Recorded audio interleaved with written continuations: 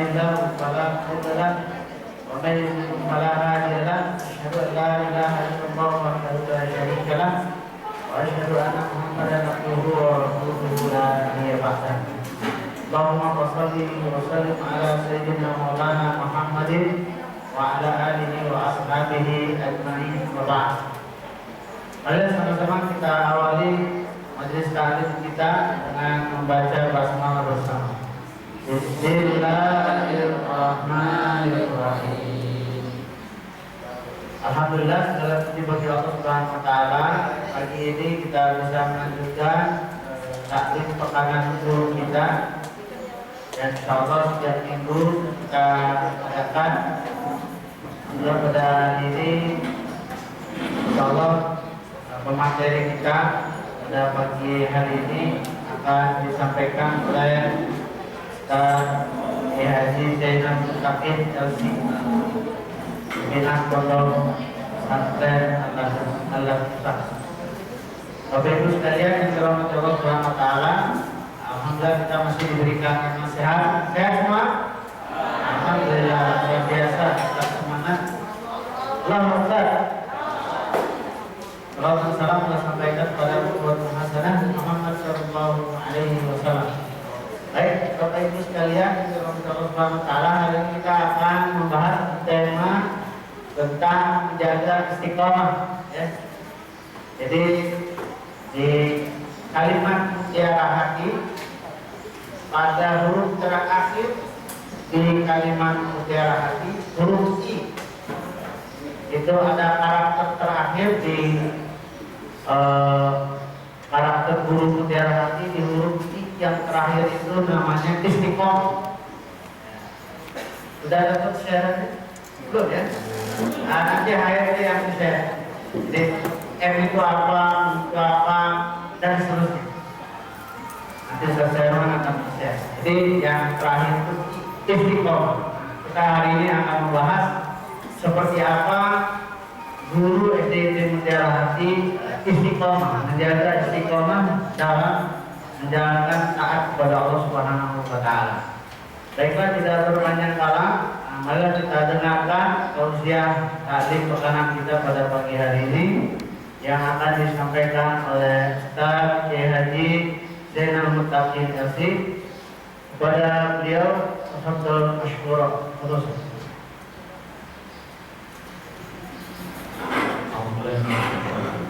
Bismillahirrahmanirrahim.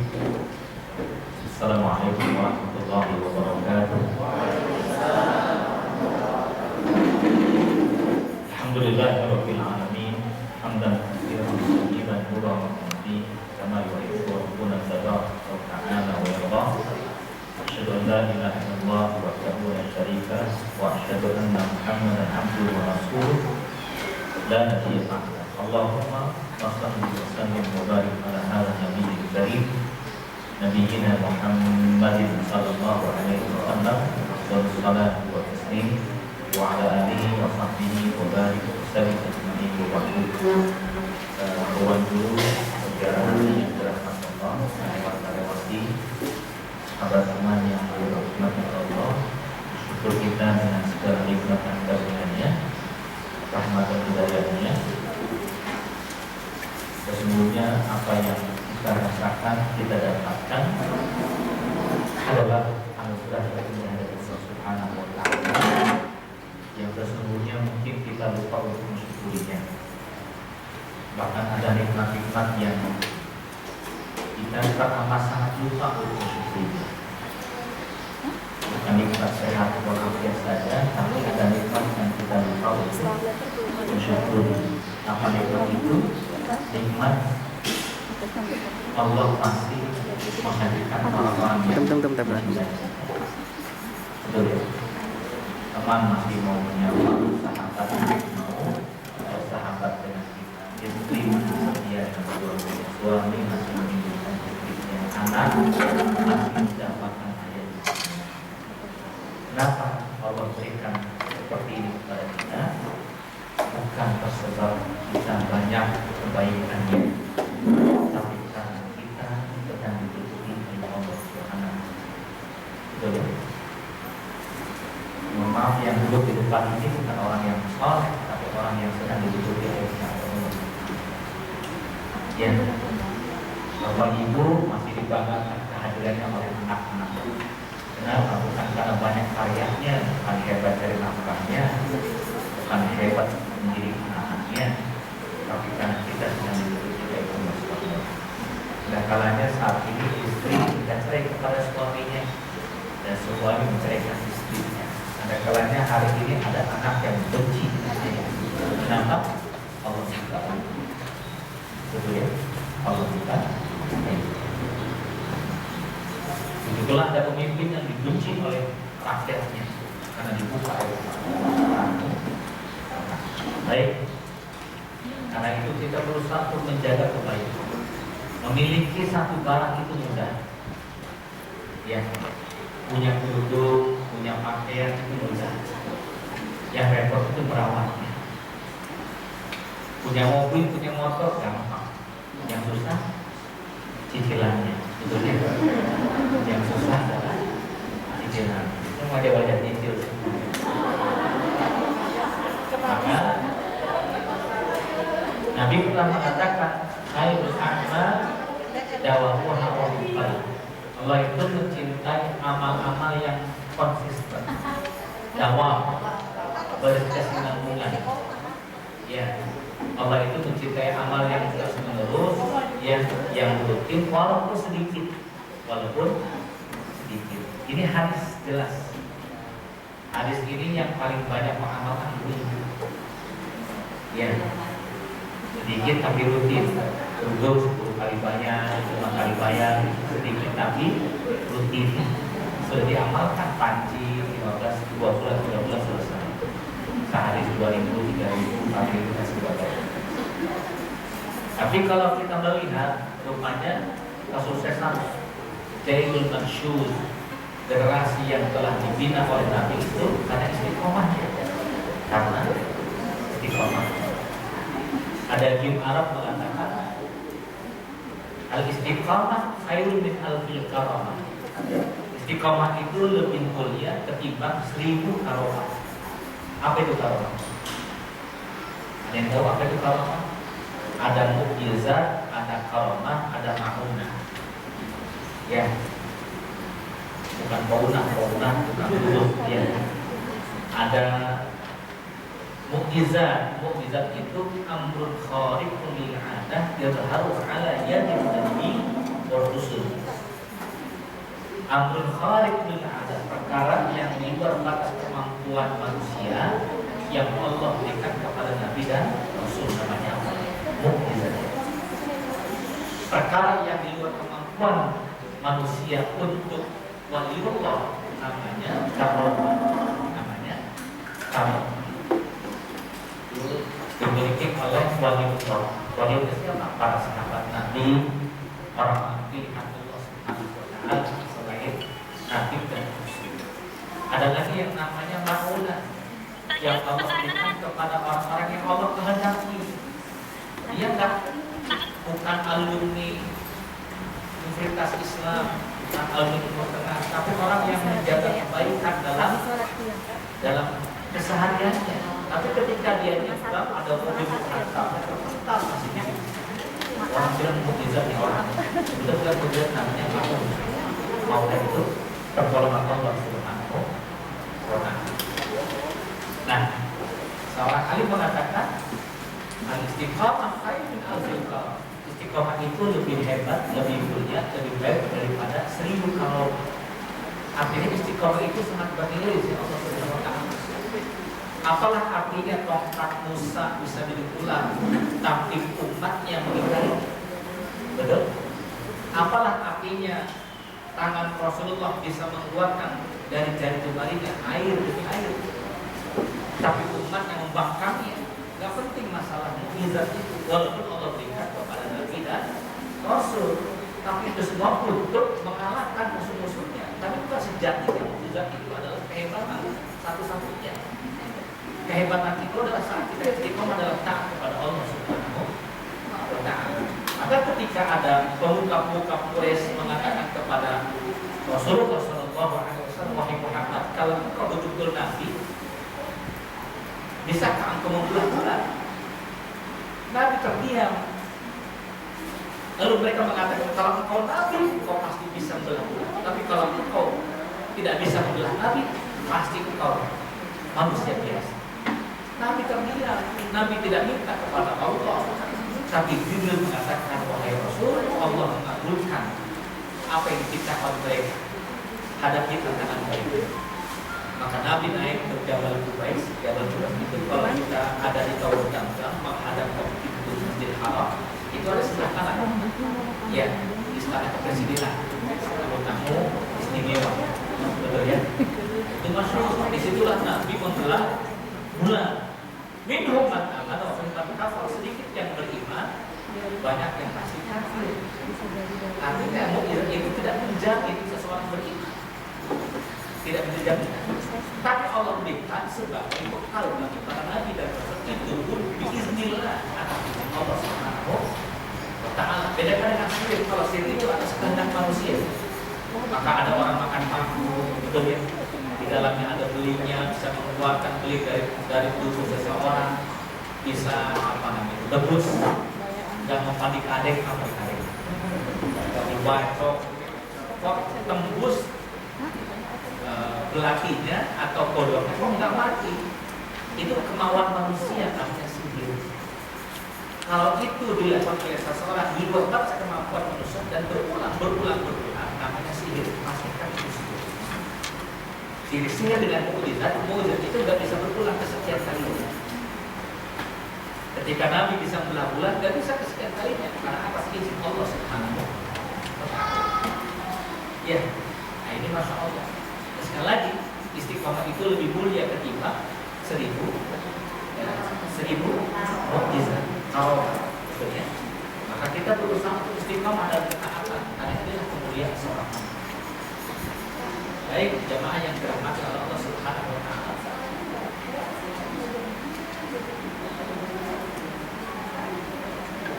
Kita lihat ada hadis yang nampak di slide. Rasulullah sallallahu alaihi wasallam qalibu wasaddiqu wa annahu la yanju ahadun minkum bi'amali. Kata Nabi, berlaku moderatlah, ya, bersedang-sedanglah kalau bahasa kita. Ya. Wasaddiqu dan beristiqomahlah, ketahuilah sesungguhnya tidak ada seorang pun dari kalian yang selamat dengan amal. Sahabat bertanya, begitu pula dengan pawai Nabi. Nah, begitu pula dengan aku tidak akan selamat dengan amalku sendiri. Nabi saja tidak dijamin amalnya masuk surga. Lihat, tapi bukan berarti Rasul tidak dijamin surga, bukan. Amalnya. Illa anta maqalillah birahmatin, kecuali yang Allah timpakan rahmat kepadanya. Maka mohon maaf, jangan sombong dengan amal besar. Anda pergi haji, umroh, sedekah 5 juta per hari, yang wakaf 5 hektar dan sebagainya, tapi ada titik kesombongan. Allah berharap setiap hamba ketika beramal mengait hatinya kepada Allah. Maka ada orang yang amalnya sedikit, Allah mencintai, Allah hapuskan dosa-dosanya. Siapa itu? Seorang wanita, maaf, PSK, menjual kehormatan dirinya, tapi ia melihat seekor anjing kehausan, lalu dia turun ke sebuah sumur kecil, diambil air dari terompahnya, dari sepatunya, disuapkan ke mulutnya. Apa kata Nabi? Allah telah ampun seluruh dosa-dosa. Mengapa? Karena Allah menatapnya dengan pandangan yang sayang. Ya, maka jangan Anda remehkan amalan-amalan yang mohon maaf teman kita hanya baca Iqra 1 jilid 2, ya, sedekah setiap harinya 1.000 rupiah. Jangan meremehkan dan Anda mengatakan, ya, 1.000 rupiah dia berharap rahmat Allah Subhanahu wa taala. 2 rakaat tengah malam memang dia capek dalam hati, cuma 2 rakaat itu yang mungkin diterima oleh Allah Subhanahu wa taala. Ya. Amal kita yang lelah hati seperti ini, ada fokus berharap rahmat Allah, ini mungkin yang diterima oleh Allah dibandingkan yang lain. Betul kan? Ada orang yang taklim ke Kuitang, taklim di Islamic Center dan sebagainya, jauh jaraknya, tapi hatinya ingin disebut sebagai aktivis dakwah. Tapi Anda duduk di sini berharap rahmat Allah dalam taklim ini, itulah yang dicatat oleh Allah Subhanahu wa taala. Alhamdulillah, kata Allah, yang Allah sujudkan rahmat itulah yang membersihkan dalam surga. Maka Nabi sekecil apapun tidak ada berharap dunia dan sekian amat. Yang dia harap Allah. Betul kan? Nah, ini. Jadi Nabi itu setiap amalnya disertai ma'rifat Allah, bersama Allah, rahmatullah. Ya.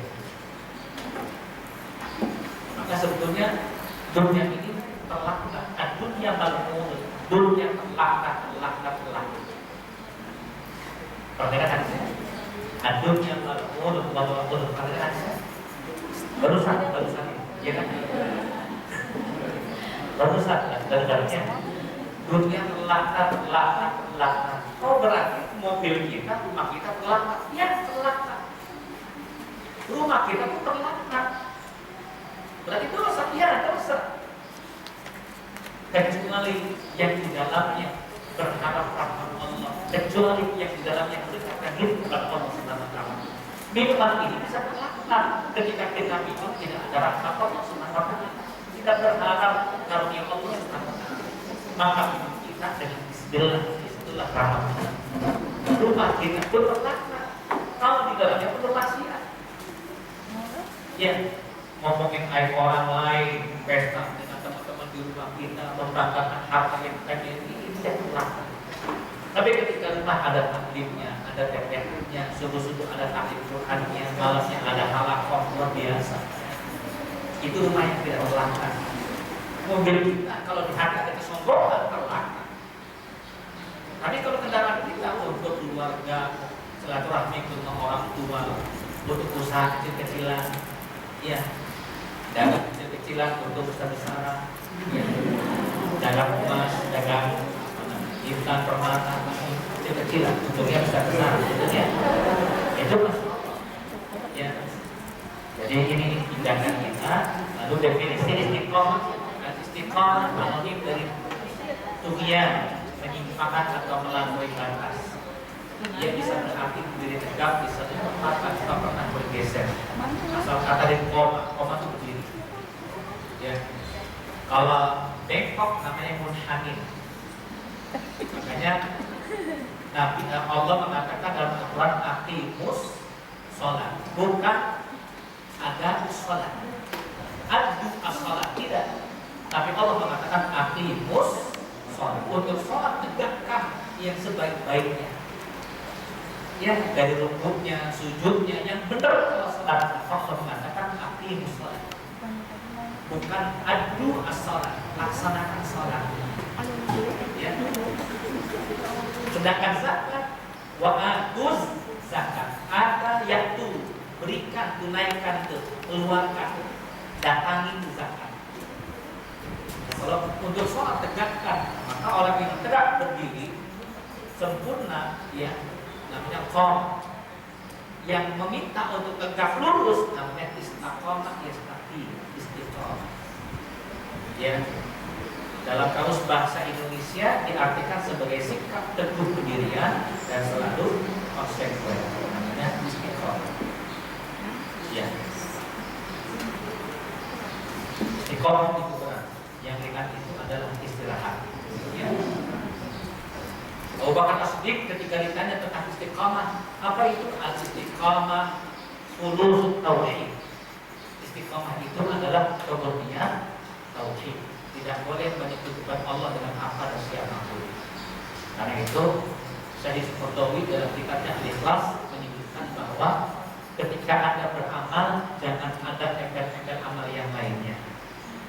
Ya, contoh arisan sambil pengajian. Mana kira-kira yang dominan? Arisannya apa pengajian? Arisannya. Iya. Karena kalau udah arisan nanti kan lagi. Udah ya? Iya. Biker sambil taklim. Ada nggak biker sambil taklim? Sepedaan sambil taklim. Buku yang paling banyak sepedaan sambil makan kan begitu ya? Sambil kulineran. Ya. Kata-kata sambil itu rentan untuk meluruskan hati. Kalau ngaji, ya ngaji. Betul ya? Ngaji ya, ya. Terus mereka hafal, Umar bin Khattab mengatakan istiqamah adalah komitmen terhadap perintah dan larangan dan tidak boleh menipu seperti sebagaimana dibuat musang berbulu domba. Nggak boleh menipu hatinya lurus kepada Allah. Ngaji, ya memang ngaji. Ya. Saya sering ngisi parenting SD, SMP dan sebagainya di Al-Azhar, ya, Jakarta Permai. Itu terkadang mereka niatnya bukan ngaji, emang nganterin anak sambil ngaji. Artinya ketika itu beda ketika ada flyer pengajian, ya Ustaz Adi Hidayat di Al-Azhar Jakarta Permai datang 150 orang, luar biasa. Itu sambilan kan? Jarang yang sambilan, betul-betul pengen ngaji. Tapi kalau sekaligus nganter anak sambil ngaji, ya Allah, banyak kan ngobrol di balik ngaji. Bisa bicara ibu di mana itu Mutiara di mana itu di Kalimantan, betul ya? Bukan di sini kan? Sama baik. Utsman bin Affan mengatakan al-istiqamah khulusul amal lillah. Utsman bin Affan mengatakan ikhlas itu adalah memurnikan tujuan kepada Allah, tujuan amal itu. Karena khalus wal yukhlusu dalam kitab lisan Arab itu seperti apa namanya, susu yang keluar dari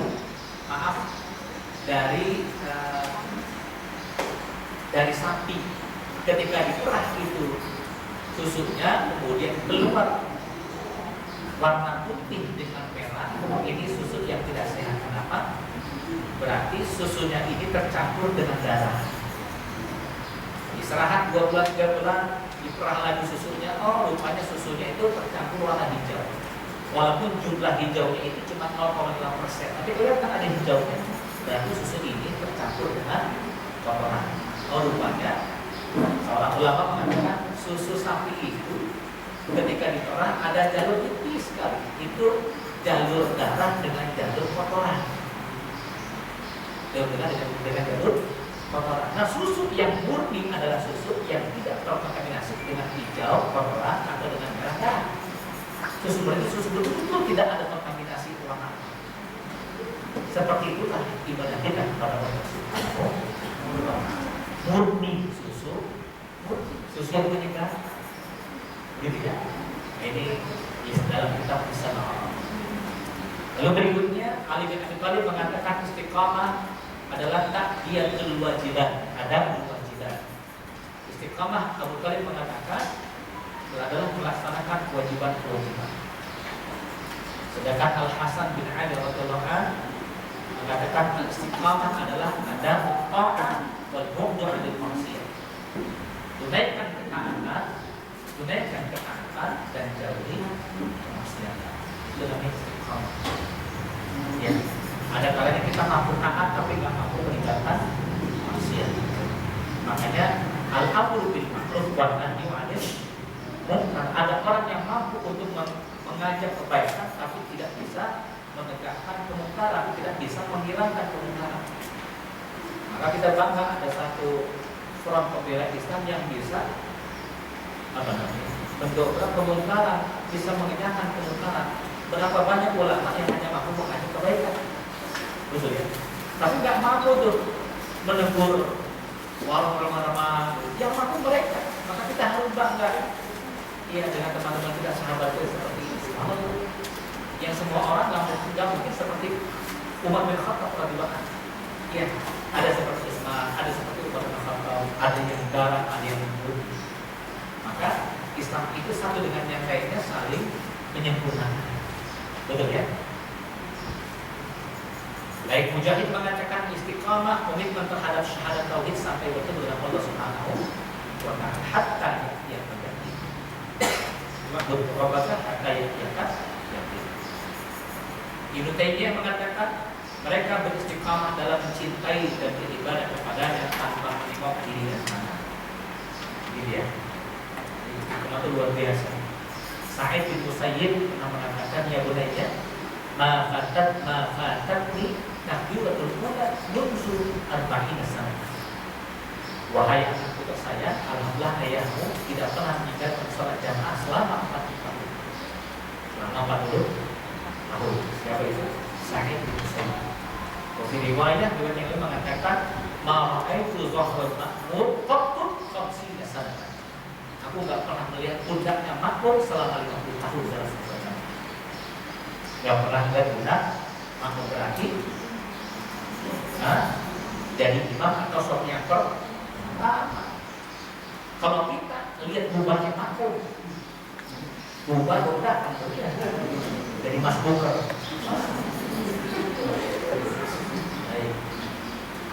Fastaqim kama umir wa man kana ma'aka wa la taqaw innahu bima ta'maluna basir. Ya, maka tetaplah kamu pada jalan yang benar sebagaimana diperintahkan kepadamu, dan juga orang-orang yang telah bertaubat beserta kamu dan jalan engkau melampaui batas, sesungguhnya dia maha melihat apa yang kamu lakukan. Next, kita lihat ini sabda Nabi kepada kita semuanya, ya.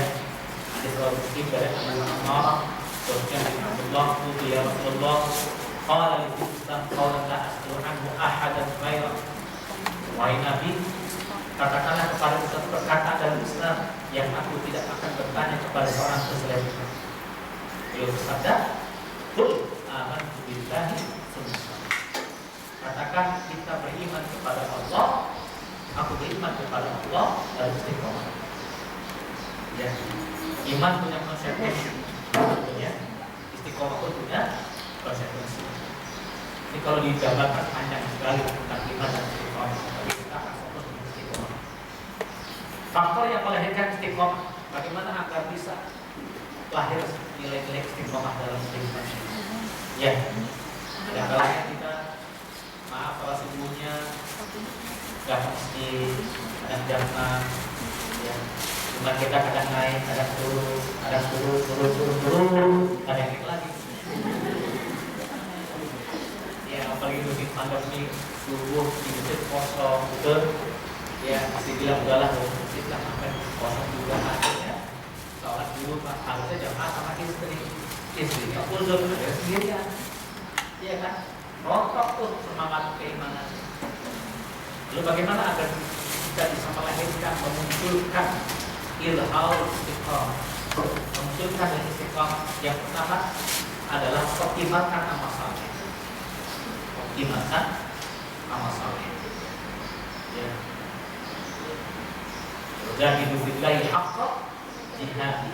Berjihadlah kamu kepada Allah di jalan Allah dengan sebenar-benar jihad. Wajnabakum, dia telah memilih kamu dan dia sekali-kali tidak menjadikan untuk kamu agama. Ya, wa ma ja'ala 'alaikum min harajin. Allah tidak menjadikan kesulitan dalam agama ini. Memang agama ini bukan agama yang sulit. Kalau kita butuh kepada Allah, kita harus berangkat ke pelabuhan Ratu, melempar kepala sapi, dibungkus dengan kain putih, salawat 1000 kali, ya. Kan repot banget. Kalau kita berdoa kepada Allah, salatlah 2 rakaat. Selesai. Ya. Ibnu Abdullah bin Abbas mengatakan, kalau saya punya hajat kepada Allah, aku lakukan salat 4 rakaat. Maka ulama fikih mengatakan inilah dalil tentang salat hajat. 4 rakaat salat dilakukan. Lalu iminlah kepada Allah Subhanahu wa ta'ala. Sederhana kan dalam Islam. Ya, tapi agama yang lain, maaf, keyakinan yang lain harus semending di sebuah goa, tirakat 40 hari, betul tidak? Ya, nggak boleh makan kecuali yang putih-putih, nasi putih, rendang putih, opor putih. Gimana ceritanya opor putih ini ya? Es jus putih, buah putih, diapain deh supaya putih? Ini kan kerepotin namanya. Ya, pemantan, tirakat, dapat cincin. Dia banggakan di hadapan istrinya, Bu, alhamdulillah tirakat sebulan di sana ada cincin sama kiai di Belanda. Ya, cincin sudah dibacain surat Al-Kahfi 3 kali tanpa nafas. Biasa itu ya. Itu aja udah ini Masya Allah. Jadi agama Islam itu agama yang sederhana, nggak repot. 2 rakaat kita lakukan, sholat kita 5 waktu, selesai. Allah nggak menuntut banyak dari hidup kita. Dan kalau kita mau jujur, lebih banyak nikmat hidup ketimbang kesulitan, lebih banyak bahagia kita hidup dibandingkan sedih, lebih banyak senyumnya kita hidup dibandingkan malunya. Betul kan? Yang kita miliki itu akan terasa lama kalau kita syukur. Maka barang milik itu bukan ketika kita memiliki, tapi ketika bersyukur. Betul kan? Iya. Mohon maaf Bapak Ibu guru bisa nggak menggerakkan? Bisa. Ayo 1, 2, 3 gerakan 3 kali. Ayo bisa? Bisa Bu? Berkali-kali bergerak nggak ada yang mengucapkan alhamdulillah. Alhamdulillah. Di RSUD ada orang yang setengah stroke badannya, masya Allah. Iya, subhanallah. Diterapi oleh dokter. Lalu apa kata dokter itu? Silakan angkat tangannya, ayo gerakan. Belum selesai 1 kali dari angkat alhamdulillah 3 kali. 1 kali gerakan 3 kali alhamdulillah, 3 kali gerakan 9 kali alhamdulillah. Anda berkali gerakan berapa kali alhamdulillah? Lupa, emang kita sering lupa. Ketika Anda fokus dengan masalah, Anda akan kerepotan dalam hidup. Tapi ketika Anda sibuk dengan nikmat Allah bersyukurnya, disitulah kebahagiaan kita akan kita rasakan. Betul kan? Ini pada semua gua makan korban. Jangan pernah iri dengan nikmat yang datang kepada tetangga sebelah, rumahnya mewah, besar, bermegah. Jangan pernah iri. Anda tidak tahu nikmat apa yang Allah cabut dari kita. Sok rumahnya bukan besar, tapi Allah jadikan rumahnya stop semua. Ya Allah, saya punya teman di daerah Kemang, Masya Allah rumahnya besar 3 lantai, halamannya 2000 meter, temboknya kayak kancing dosa, gede. Kancing dosa ini film apa? Ada yang berwarna tahu itu luar biasa. Anaknya SMP SMA punya mobil Alphard dengan mobil apa? Lamborghini apa namanya? Karena nggak punya asal-asal aja. Mobilnya mewah, anak-anaknya istrinya punya 3 mobil, suami punya 2 mobil. Karyawannya mengatakan hebat nih, bos pasti bahagia. Oh belum, ini mohon maaf demi Allah. Suami istri nggak tidur berdua sudah 8 tahun, nggak sekamar selama 8 tahun. Bukan itu, egonya luar biasa. Itu masya Allah. Iya. Karena kenapa? Dia melihat bahwa nikmat dunia itu segala-galanya buruk. Betul kan? Iya. Mobil mewah, dan ketika duduk dia pegang kepala, bikin cicilan. Betul nggak gitu? Kalau ini kan agak plong, kalau benar lunas. Iya, itu masalah motor dulu lagi dicicil. Maka jahidu, optimalkan amal. Ketika amal kita untuk Allah Subhanahu wa Ta'ala, fokuskan untuk Allah, luar biasa. Ya, Allah bentangkan nikmat dan keramahan. Saya mendapatkan satu kalimat saya mengatakan, ketika kita beramal karena Allah, langkah pertama Allah berikan kepada kita bukan nikmat dunia. Apa itu? Allah bukan hati kita dan bukan Allah mudahkan rezeki anak kita. Enggak. Bukan Allah selamatkan suami kerja di luar negeri. Enggak. Pertama kali itu dalam hati. Itulah nikmat kita taat kepada Allah. Dibuka hati kita. Maka ketika kita baca Quran, jangan pernah berpikir pahala dahulu. Ketika kita baca Quran, yang pertama kali ada kedalaman hati. Saya nanya dengan pakar rukyah, orang yang hebat dan rukyah yang besar. Saya kok melihat ada orang yang di rukyah, tapi kok enggak kesurupan, enggak ada reaksi, enggak ada respon. Ya diam. Apa beliau katakan? Ustaz, yang namanya rukyah kita bacakan kepada suatu enggak harus ada reaksi. Ada karena dia menemukan nikmat dahulu dalam hatinya ada Al-Quran. Iya kan? Apalah api digentayangan tapi hatinya enggak tenang, betul kan? Betul ya? Ini Masya Allah. Ada orang yang mendapat nikmat banyak, hatinya enggak tenang. Tapi ada kalanya Allah memberikan nikmat banyak, tapi Allah berikan hati tenang. Betul ya? Maka kaya enggak ada bahagia. Tampan dan cantik tidak ada jaminan bahagia. Apalagi yang jelek. Kita lihat cantik, kita lihat optimalkan. Ada yang lainnya apa? Walladzina jahadu minkum walladzina jahadu fina lanahdiyannahum subulana. Ini saya suka ini serangan kabut yang terakhir. Walladzina jahadu minkum, mereka yang sungguh-sungguh di jalanku kata Allah, fina, jalan Allah, lanahdiyannahum subulana. Maka akan aku buka nikmat-nikmat, aku buka pintu-pintu kebaikan yang lainnya. Dan sudah Imam Bukhari mengatakan setiap satu kebaikan kalau lakukan Allah buka pintu kebaikan yang lainnya kepada. Kita baru Bukhari. Baik dulu ya. Jadi kemudian pelaksanaan kita break dulu nanti ya. Selamat ya. Salam.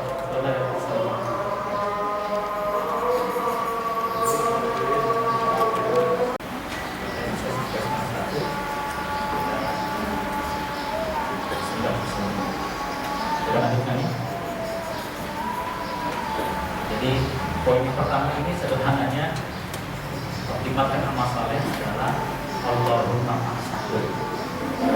Allahumma paksakan kita dalam amal saleh. Kalau kita mau paksain amal saleh, paksain salat malam, paksain mirip hariannya, paksain melakukan hal-hal yang hebat. Sukses itu cirinya, sukses itu adalah orang-orang yang melakukan sesuatu di luar batas akal. Sudah coba sedikit dijelaskan lebar, maaf. Ya, Anda tahu kenapa kiai itu tidak punya modal banyak, tapi amanahnya besar. Sebutkan di Jombang, Jambi, di Kudus dan sebagainya. Itu kita silaturahmi pesantren tersebut ada 3 hektar, 4 hektar, Gontor itu sampai 350 hektar. Dulu hanya 1927 musola kecil namanya Pendopo. Ya, ada Pendopo, ada musola kecil. Sudah rumah kiai cuma 3 saja. Nggak sampai 20 meter, cuma 5 meter kan. Tapi kenapa punya nikmat yang banyak anugerah yang hebat? Apa kira-kira? Ya, kalau kita ingin bisa ya, ini coba optimalkan amal saleh. Dengan cara apa? Dengan cara mintanya yang banyak. Saya nanya sama bapak ibu guru, kalau ada hujan besar, Anda ingin dapat air banyak, pakai apa? Jawab. Bapak ibu masih hidup ini.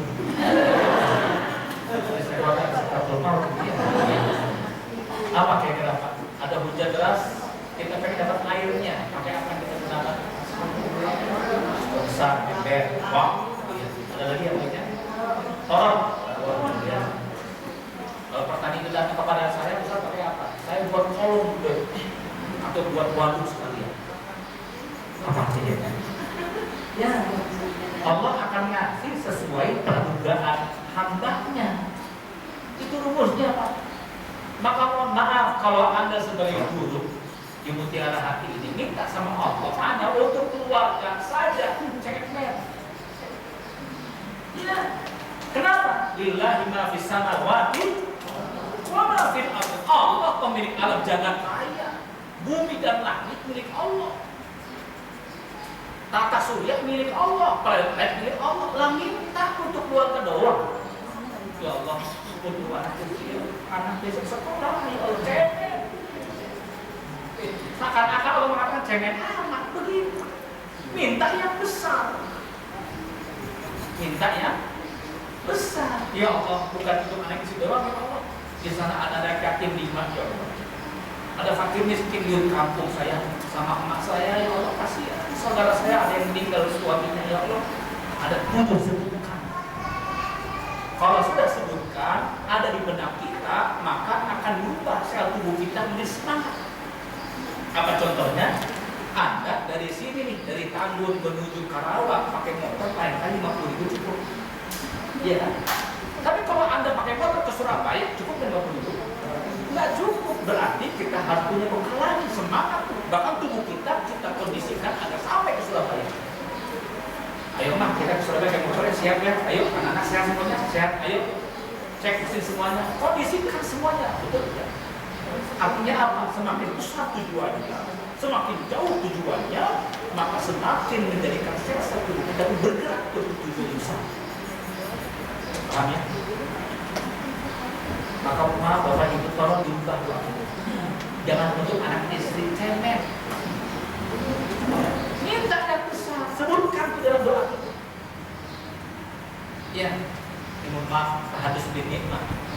Kami punya santri, awalnya cuma 13 santri, 20 santri, 35 santri. Sekarang akan jadi 500 santri. Dapat tanah 1 hektar di Setu. Kita bilang, ya Allah, banyakin lagi ya Allah santri, ya apa yang ini berjuang, banyakin ya Allah kalau engkau masih memberikan amanah kepada kami. Dikasih lagi tanah di Jonggol 4.800 meter. Dikasih lagi nanti baru 1.000 meter. Kenapa?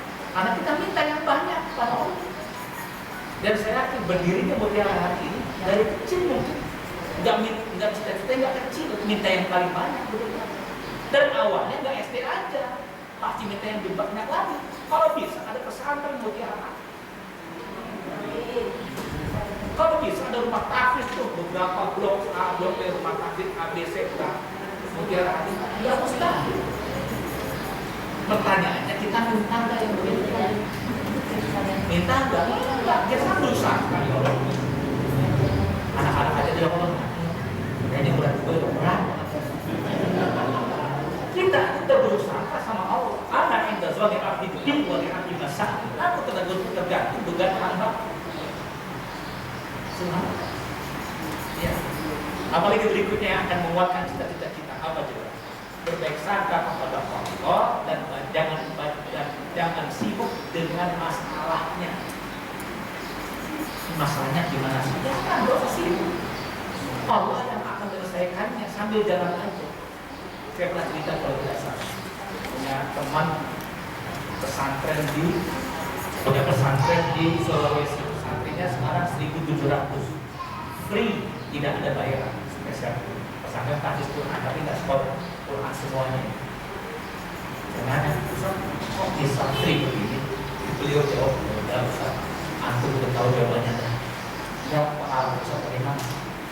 Dan kiai teman saya dia mengatakan sekarang dulu kami punya santri 20, 30 sampai 50. Ya, kami punya pokok 2-3 pokok. Tanah cuma 5 meter, sawah 1 petak, kambing 2, 1 sapi, 1 tanah ikan bakar. Dari itulah kita makan. Lama-kelamaan ada yang dititip, ada yang wakaf 1 hektar sawah. Bertambah tuh, bertambah amanah lagi sampai jadi 200, 300, 500, 1.700. 1.700 santri, alhamdulillah ada 150 hektar tanah. Ada sekian ratus petak sawah, sekian puluh tampak ikan banyak, tampak ikan lele, ada 200 sekian kambing, ada 87 sapi. Kalau saya merasakan ayah saya bercerita, ya kita merenung kenapa dapat anugerah Allah. Kenapa? Karena masalah hidup kita jangan sibuk dipikirin, tapi sibuklah dizikiri. Jadi buat kita ya, masalah hidup kita jangan sibuk dipikirin, tapi sibuklah dizikirin. Kalau COVID-19 ini dipikirin, stres kita. Dan anak-anak, betul. Saya yakin Anda nggak mikirin COVID dan akhirnya nggak seperti itu. Tapi kalau dipikirin terus, jadi stres. Imun kita berkurang, betul nggak? Itu luar biasa. Ada seekor harimau berhadapan dengan tikus. Kata tikus, wahai harimau, dalam hitungan sebulan akan aku bunuh kau. Kata harimau, ya tikus mau membunuh saya, mikir gitu. Apa kata si tikus? Meyakinkan pasti akan mati kau sebulan. Apa yang terjadi?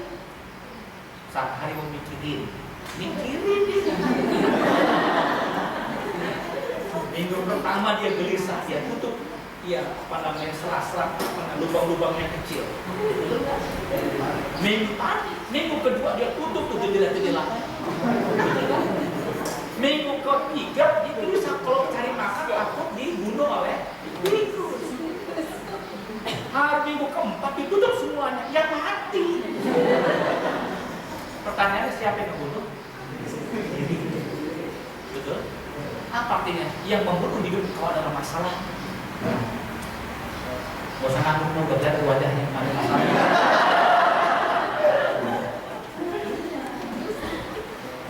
Saya nanya sama bapak ibu, kapal di lautan dia akan berlayar terus dan kuat. Kenapa? Karena airnya di mana? Airnya di luar. Tapi kalau kapal itu ada di dalam airnya, maka kapal akan tenggelam. Betul ya? Apa sih hikmahnya? Kalau masalah kita di luar tidak dipikirkan, kita akan berjalan sampai istiqomah. Tapi kalau masalah dimasukin ke dalam pikir, ke hati, Anda akan tenggelam dalam masalah tersebut. Setuju? Setuju? Hancur-hancur ya, seperti itulah kira-kira. Ya, pusing kemudian tafsir yang menjadi pribadi dan bapak ibu sekalian, jangan sibuk mikirin masalah, tapi sibuklah zikir. Apa dalilnya? Surah Nuh ayat 30, ayat 10 sampai ayat 14. Anistaghfiru rabbakum innahu kana ghaffara.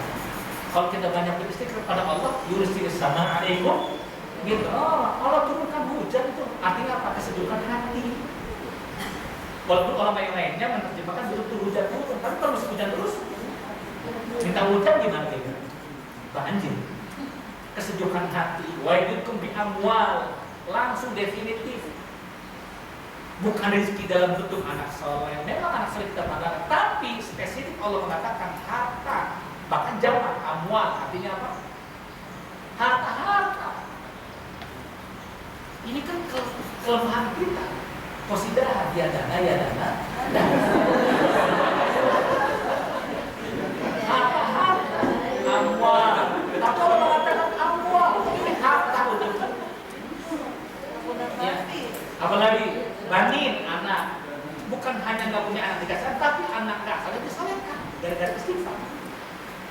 Jannatin, apalagi anhar wa jannat, betul? Jannat wa anhar, ada kebun-kebun, ada sungai-sungai. Kan kita bukan pekerja, bukan tukang kebun, kalau dikasih kebun, bukan kebun itunya, bukan sungai-sungainya, tapi manajemen yang bagus kata Allah. Aku berikan manajemen yang bagus dalam yayasan. Aku berikan tuh guru-guru yang baik untuk mengabdi di sekolahan untuk kedepannya gak begitu? Iya. Kasih ngobrol dengan jamaah punya testimoni indah sederhana. Ada orang babelan ke rumah kami jemput kami pengajian dan dia bagus.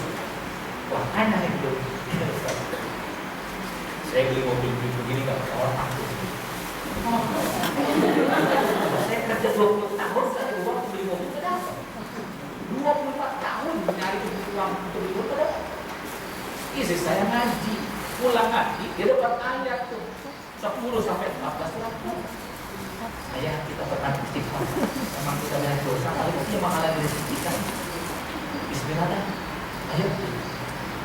Perempuan pagi siapa istighfar suami istri. Dan dia dapat 4 hal istighfar, sholawat tepat waktu dengan apa yang berlaku, dengan sedekah apa adanya. Ada 3 bos. Pernah sedekah subuh, ya 10.000, 20.000, masa Allah dia lakukan dan satu biasa. Ya, setelah dia amalkan, dia lakukan selama sebulan, tiba-tiba betul dari temannya, bro, lu masih mempersenakannya. Karena ini saya tergerak nih punya mobil nomor tangga, udah, betul ada, baru sebentar, gue minta seluruh sebentar karena gua, gabung nih buat buat spanduk, pakai rumah yang besar, banyak ada satu dunia, kita mana, semua seminggu saya diserang ada juga, kemudian saya tidak berkata ada rezekinya 100 juta sertifikat ini. Pakai otak. Maka cari uang jangan pakai otak. Cari uang pakai kekuatan kamu. Pakai kekuatan kamu. Kalau Allah minta dengan kekuatan nanti ada hamba yang minta dekat dengan Allah, kecil. Jangankan untuk maaf untuk motor lunas, untuk pergi haji bisa 3 kali itu tak tukang cuci. yang viral di media sosial. Kayak kakek tukang pijit berapa kali terjadi? 3 kali, 1998, 2003 sama 2013. Subhanallah, kok bisa dia? Karena dia buat keterusan dan tidak ada apa namanya itu, tidak ada ongkos. Dia edit berapa rupiah? Seikhlas. Pasti yang dia dapatkan bukan maaf orang yang sakit, orang kaya dipikir cocok itu. Si orang kaya dapat haji, lalu ikut manasik haji. Rupanya dia bilang sama Ustaz yang haji capek ya. Iya Ustaz, iya Pak capek. Ustaz, di Mekah ada tukang pijat, di Mekah ada jagal. Karena kenapa? Kalau saya capek banget, kalau saya capeknya, Ustaz boleh nggak saya bawa duit itu? Terserah kalau Bapak berkelimpahan nikmat, hitung-hitung sedekah. Dicari pembukti langganannya, diambil KTP-nya, dibuatkan paspor pergi haji. Syaratnya di Mekah jangan jauh dari saya. Digitin terus. Ya, cara mudah, cara Allah mengangkat seorang pergi haji itu kan? Iya. Apa kata si tukang pikir Allah terima kasih Pak, saya akan di belakang Bapak terus-terusan. Qadar Allah ketika berangkat pergi haji, si orang kaya minum zam-zam sehat. Pas sehat dipegang badannya, saya badan enak itu Bapak ibadah sendiri dah. Subhanallah, luar biasa. Kan kalau pakai cara Allah gampang. Iya kan? Kita nabung 1 juta, 2 juta untuk pergi haji, 5 juta, Masya Allah. Bulan Juni ambil lagi. Betul kan? Apa bulan Juni? Daftar ulang. Bulan 2021 Juni lagi pas banget anak pertama SMA, anak kedua anak ketiga SD, kami punya UGD. Baik, lanjutlah ya. Yang kedua, at-tawassul wala tablu, ada menghulu, moderat dan tidak melampaui batas. Kalau kita mau istiqomah, yang sedang-sedang aja, nggak usah berlebihan. Ya. Dan saya mengatakan ini bid'ah keras, tapi lama-lama ketika dia ada kebutuhan, mohon maaf, dia belajar dengan ustaz mengatakan foto itu haram. Mohon maaf, saya dapatkan foto itu haram, nggak boleh. Oh, mutlak, punya KTP, ada foto. Kenapa nggak dicoba? Ini kebutuhan itu jangan mutlak. Tawassutlah, moderatlah, betul kan? Moderat. Jangan berlebihan. Makan aja berlebihan, makan sedikit lemas, makan berlebihan juga. Maka yang sedang-sedang saja. Jangan terlalu sering makan sedang-sedang. Allah udah setting tubuh kita itu luar biasa, penuh dengan hikmah yang besar. 20-30 tahun kita usianya masih kuat, tapi 40 ke atas, wah luar biasa. Iya, yang kita makan tuh kita pilih, betul kan? Masya Allah. Makanya kalau reunian teman-teman reunian kita usia 20 tahun masih menanyakan kuliah di mana kan begitu. Nanti kalau reunian 30 tahun anak berapa? 40 ke atas reuniannya beda yang ditanya. Rumah sakitnya bagus di mana? Rumah sakitnya bagus ya. Kenapa? Udah banyak penyakitnya tuh. Baik, jadi moderat ya. Dan orang-orang yang apabila membelanjakan hartanya mereka tidak berlebihan. Ya, artinya apa? Kalau mau sedekah jangan semuanya dulu. Kondisikan, lihat dulu. Kita disuruh berbanyak sedekah, tapi lihat kondisi iman kita, lihat kondisi keluarga kita. Saya cerita Abu Bakar As-Siddiq dengan Sa'ad bin Abi Waqqas beda kan? Sahabat Rasul, sama-sama sahabat Rasul. Tapi ketika Abu Bakar As-Siddiq mendengar anfiqu fi sabilillah, berinfaklah di Allah Subhanahu wa taala, Abu Bakar datang kepada Rasul, ya Rasul, seluruh harta aku sedekahkan. Apa jawab Nabi? Nah, ya silakan. Tapi ketika Sa'ad bin Abi Waqqas datang kepada Nabi, ya Rasul, saya ikut Abu Bakar akan sedekah seluruhnya. Kata Rasulullah tidak. Loh, Abu Bakar boleh ya Rasul?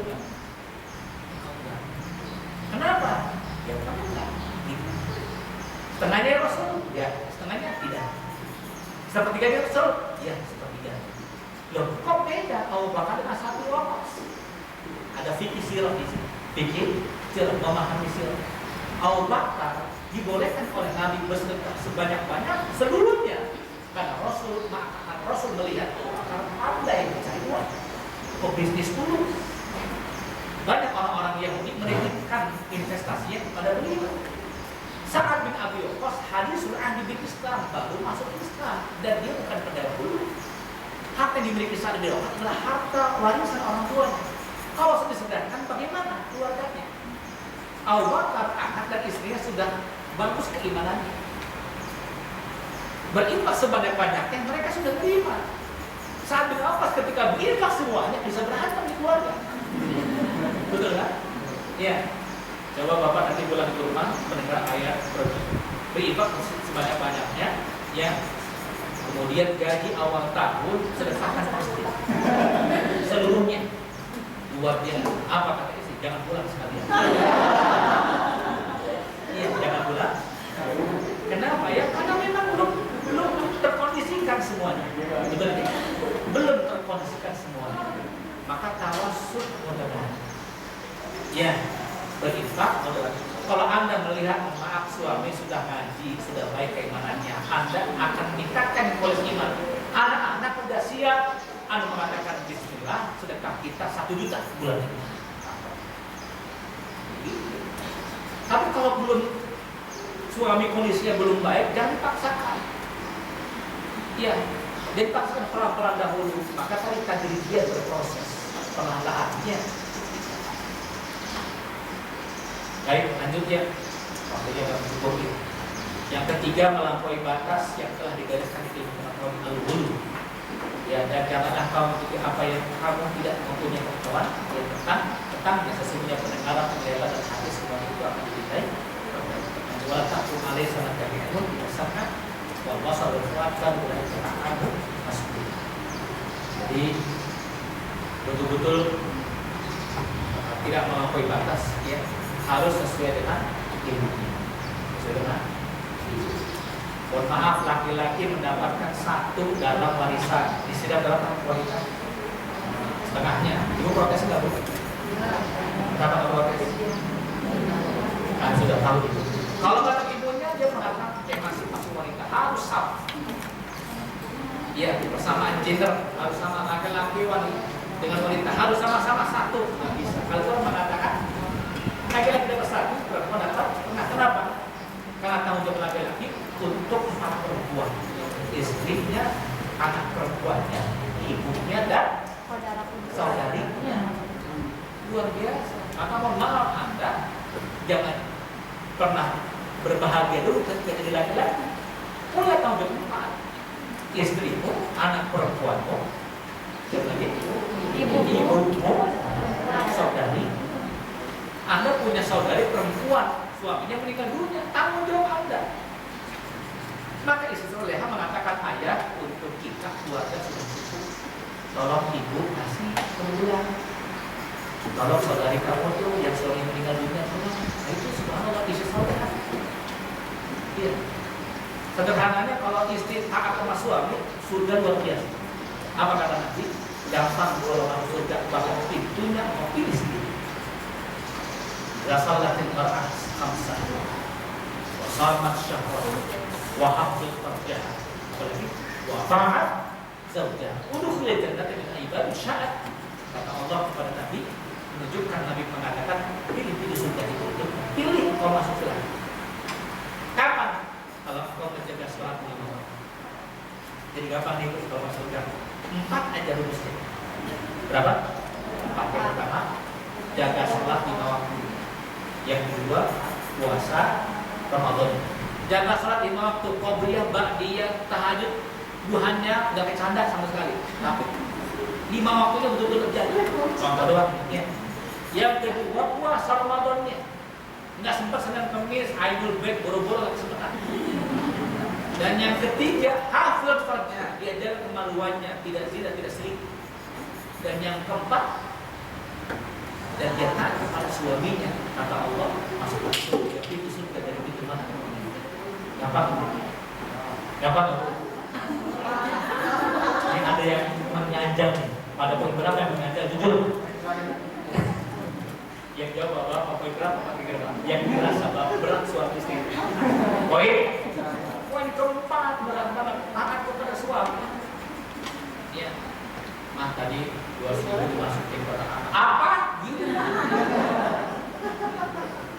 Gak redok demi Allah. Ini akhirat kagak itu. Cuma 2.000 gajinya 20 juta. 2.000 protes. Iya. Ini taat kepada suami adalah musuh. Baik. Ini terlalu panjang penjelasan. Ya, lanjut. Nah, yang keempat adalah ikhlas. Menghadirkan istiqomah kuncinya adalah lurus, ikhlas. Ikhlas tak dalam ya, begitu ya, ditugaskan, diamanahkan, ya, dari wali kelas kelas 1 terima, wali kelas 6, ya, betul balas ya, wali kelas 6, ada yang beruntung, ada yang buruk bisa dilihat, ya, nggak ada buruk, nggak ada ampun, kelas 6 masuk awal kualitas berat, ya, sejatinya ujian yang Allah berikan kepada kita lewat kita ini cara Allah memberikan pahala, iya kan?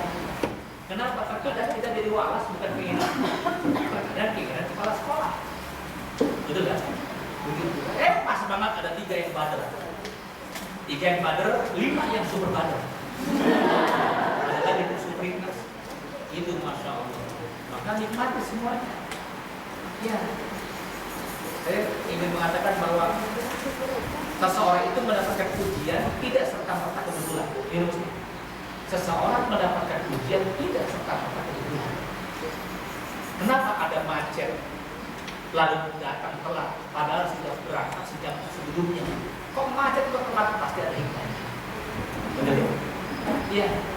Pesawat Sukhoi ketika hendak berangkat jam 4 dini hari, ada seorang bapak yang ketiduran. Justru dibangunkan oleh istri pas subuh, marah-marah, maki-maki istrinya. Kamu kelewatan, pesawat Sukhoi itu dicoba sehingga bisa berangkat. Dia marah, dia keluar rumah, marah-marah emosi. Masya Allah, 3 jam kemudian mendapatkan berita pesawat Sukhoi mendapatkan musibah, menabrak burung salah itu, mati semua. Ada apa gitu? Jangan putus sangka dengan kawan. Iya. Berita itu sampai Saudi, orang Saudi bingung tuh. Ada gunung segede salak, luar biasa.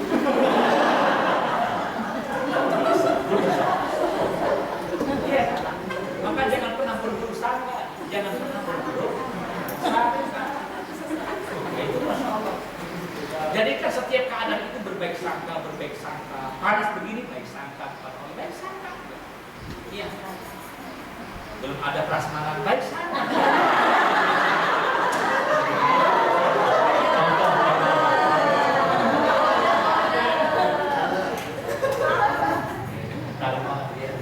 Itu masya Allah baik sana. Jadi ada seorang menteri, perhatikan ini untuk kita semuanya. Guru kan terkadang guru sangka sama kepala sekolah, sama bagian guru-guru. Berukul, kesel, mudik dan sebagainya. Ya, ketika melihat tidak untuk lewat bahwa dikunci, ada yang muntah, mudah dan sebagainya. Ya, kita bicara begini kan, kita punya pendidikan. Ya, ada pendidikan sama seperti kita terima aja bismillah. Ayo, ada hikmahnya. Jadi ada menteri disuruh mengajarkan memanah oleh rajanya, ajarkan aku memanah, aku akan memanah rusa di hutan. Nah, ketika diajarkan memanah, tangannya itu masuk ke tempat keluarnya busuk panas, telunjuknya putus. Apa kata si menteri yang soleh? Aduh, buat aja ini putus, iya ini bagaimana? Apa kata si menteri? Alhamdulillah ala kulli hal. Alhamdulillah ala kulli hal, putus. Segala lagi bagi Allah atas segala keadaan. Apa kata si orang soleh ini, menteri soleh tua? Ini kita nggak tahu kalau nanti kita ada tenang Allah. Nggak ada tenang Allah. Ini gara-gara kamu mengajarkan. Iya, saya nggak tahu juga kalau ketua raja telunjuknya sampai keluar dan menutupi tempat anak panah keluar. alhamdulillah ala kuliah, ucapkan, gak mau marah karena merasa dihina. Kalau dapat musibah, ucapkan alhamdulillah. Malah sang raja dimasukkan ke dalam penjara. Apa kata si menteri? Alhamdulillah. Segala puji untuk Allah atas keadaan apapun walaupun saja penjara alhamdulillah. Alhamdulillah. Ucapan itu ada dalam kebaikan. Apa yang terjadi? Si raja bawa 4 penawannya masuk hutan untuk berburu rusa. Di hutan pedalaman ada suku di dalam hutan yang menganut agama keyakinan paganisme, menyembah berhala. Senang ketangkep di 5 orang raja dengan 3-4 pengawalnya, dijadikan sesajen. Iya, kata kepala suku, kita dapat manusia dari negeri seberang, kita akan potong lehernya, kita akan rebus dan kita akan jadikan sesajen untuk makhluk itu. Ayo, prajurit itu cek semuanya. 5 orang ini kita pesankan yang terbaik, yang cacat jangan dijadikan sesajen. Wahai kepala suku, 4 yang sempurna, 1 yang cacat. Apa cacatnya? Telunjuknya hilang. Wahai kepala suku, yang telunjuk hilang nggak baik diberikan kepada patung kita. Usir dari hutan itu. Siapa yang telunjuk hilang? Raja itu keluar menuju istana, nangis dia pelukis. Dia datangi itu menterinya, wahai menteri, benar yang kau katakan alhamdulillah. Betul kan? Segala itu juga dalam keadaan apa?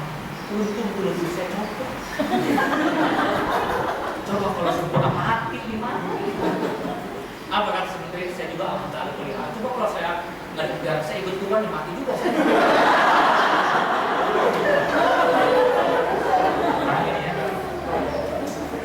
Ini kisah ini sederhana, tapi kan luar biasa, mengenai batin. Iya juga ya. Kita sering berusaha, betul?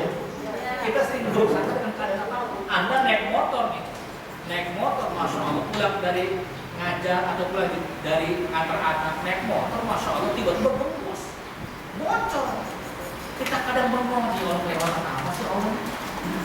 Saya sudah berjamaah sama suami, pada semua baca Quran, malamnya sebelum tahajud. Hari ini saya puasa, kalau ini kenapa ada musibah, salah apa ya Allah? Kadang kita menyalahkan Allah, kita berdumpal sendirian, lalu kita dorong pelan-pelan. Rupanya razia besar-besar hidup mati. Betul ya? 20 polisi, ya Allah, alhamdulillah. Ya Allah, terima kasih, ya Allah dibocorin. Gak pakai hewan, betul kan? Ya Allah, kalau permotorannya udah lama, 1993 ya.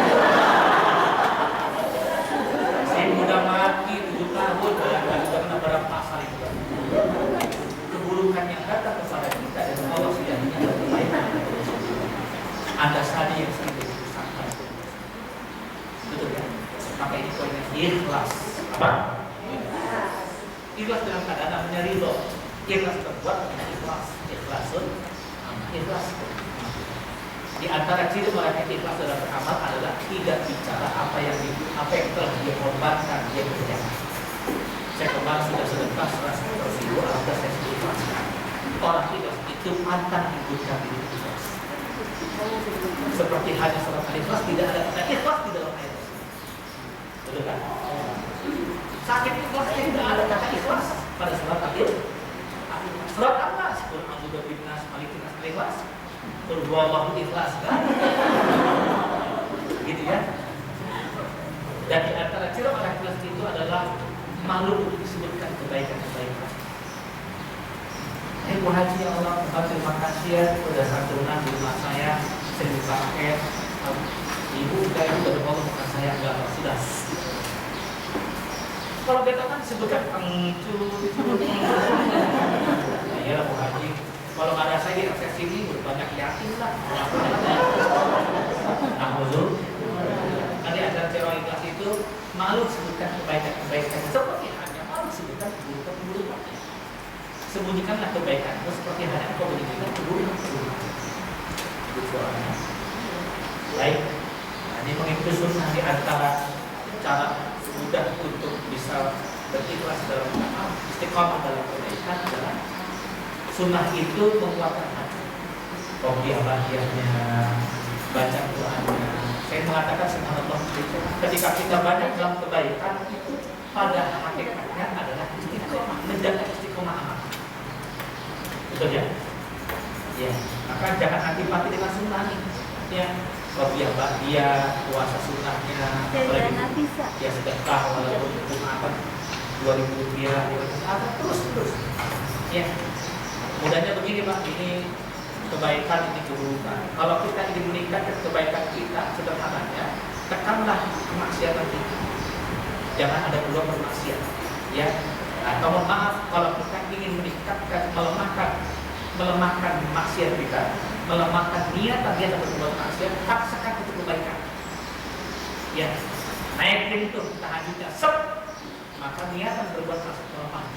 Naik dibaca Qur'annya dari sejus 2 juz hari, maka akan melemah dia. Keinginan berbuat maksiat. Begitu.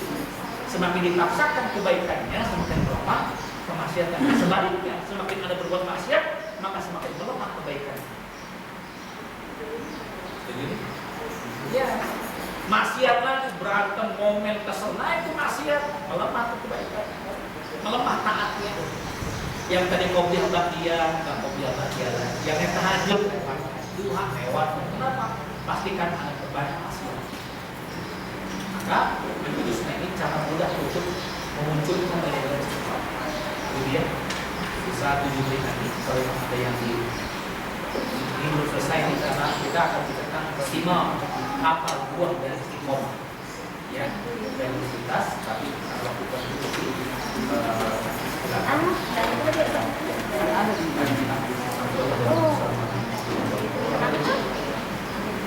Baik, ada 5 menit.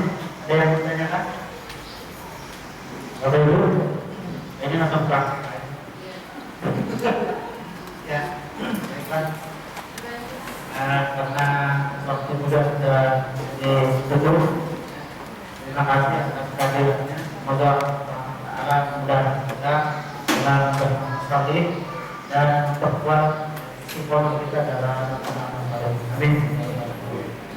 Dan demikian kajian kita pada siang hari ini kita cukupkan dengan istighfar.